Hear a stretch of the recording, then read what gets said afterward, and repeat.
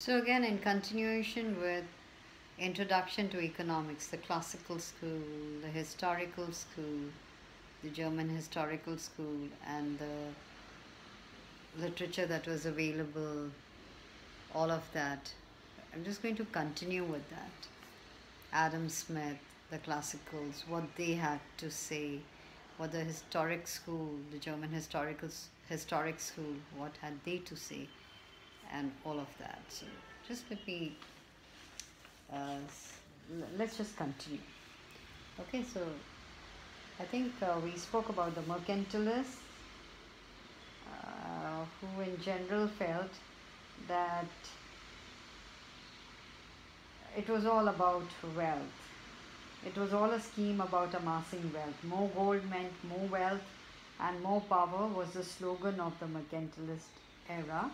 And so, in the hands of Adam Smith and his distinguished followers, the classical school of economics became a science of wealth. So, Adam Smith, generally considered as a father of economics, defined it as a science of the nature and causes of national wealth. J.B. Say was his disciple, and he regarded economics as a study of the laws that govern wealth. Then we have Nasu Senior, probably the best and the most clear exponent of the classical school as regards the nature, scope, and methodology of economics, and he has defined quite a bit of it in his book Political Economy. And he talks something like it is not happiness but wealth. That's what he's talked about, and his premises consist of a very few general propositions, the result of observation or consciousness, and scarcely requiring proof. His inferences are nearly as general and as if he has reasoned correctly as certain as his premises. So whatever it was, actually, to cut it short, what he did was that he narrowed the scope of economics and made it an abstract and deductive science. And his influence was on later writers, particularly J.S. Mill and W.S. Gibbons. And this came into bitter criticism from, say, the German historical school and the liberal literatures. Because the English classical economists believed that it was the individual self-interest that was a ruling motive in society, and that the greatest social goal was the sum total of maximum individual happiness. Adam Smith firmly believed in this harmony between individual and social interest. Now, historical school of economists of Germany believed that individual wants were subordinate to social and national ends. The economists of German historical school were opposed to the economists of the English classical schools, say in the following manner, like for example, now the classical school believed in narrow individualistic scope of economics as a science of individual wealth. The historical school wanted to have a broader study which would bring out the interrelations of the various aspects of the social whole.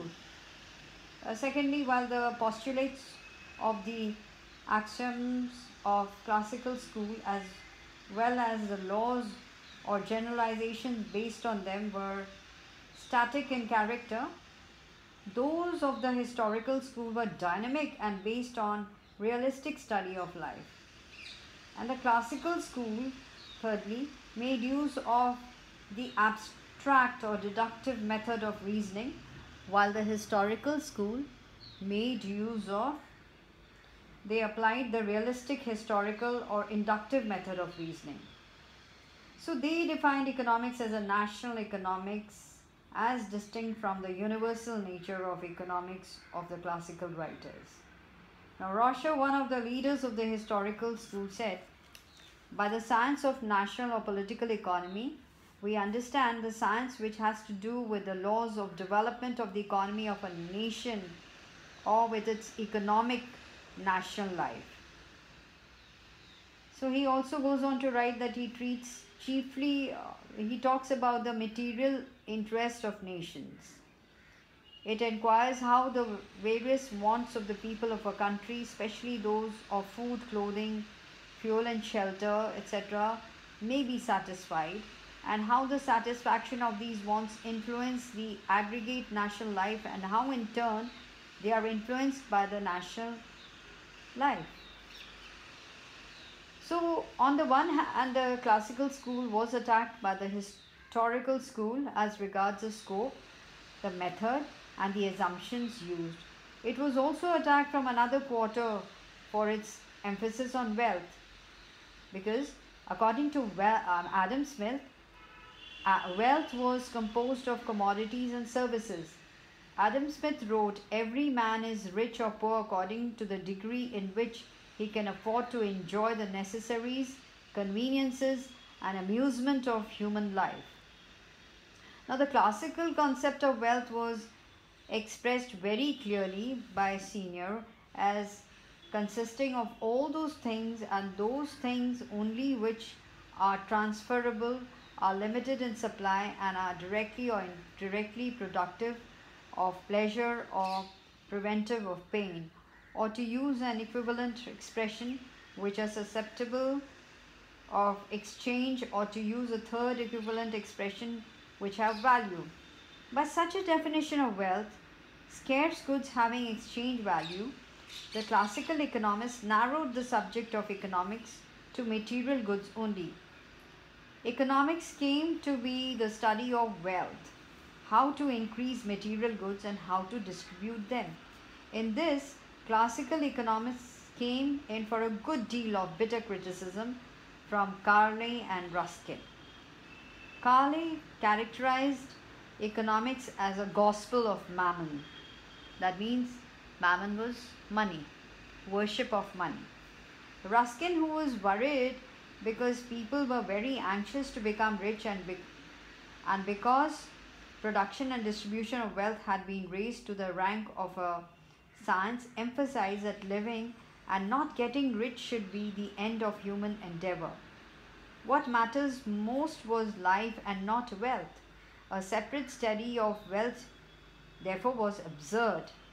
Ruskin gave expression to these ideas in his famous book of essays called Unto the Last.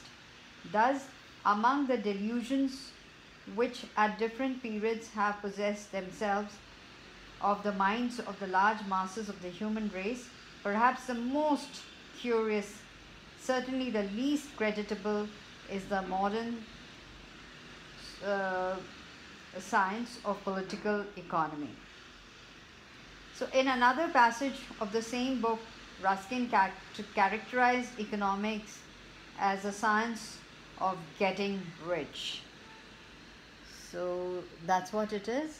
Then we will also talk about macroeconomics, and we can also talk about the scope of economics as seen by Marshall and as seen by Robbins. Thank you.